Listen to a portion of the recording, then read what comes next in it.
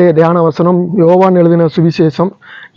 யோவானுக்கு வெளிப்படுத்தப்பட்ட வெளிப்படுத்தலின் ஆகமம் 1வது அதிகாரம் 18வது வசனம். மரித்தேன், ஆனாலும் சதா காலங்களிலும் உயிரோடு இருக்கிறேன்.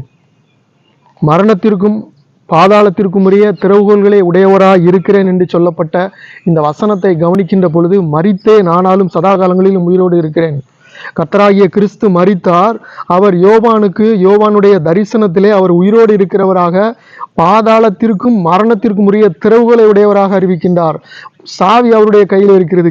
மரணத்தின் பாதாளத்தின் அவருடைய கையில் இருக்கின்றது. அப்பொழுது எப்படி மரணம் அவரை மேற்கொள்ள முடியும்? மரித்தார். பாவத்திற்காக, சாபத்துக்காக, அப்புறம் அக்கிரமங்களுக்காக, எல்லா விதமான நோய்களுக்காக அவர் மரித்தார். நம்முடைய நோய்களுக்காக, உலக மக்களின் நோய்களுக்காக அவர் உலக இரட்சகர். ஆனால் இப்பொழுது ஜீவனுள்ள தேவனாய் அவர் உயிரோடு கூட எப்பொழுதும் நமக்காக அவர் பரிந்து பேசிக் கொண்டிருக்கின்றார். அப்படிப்பட்ட தேவன்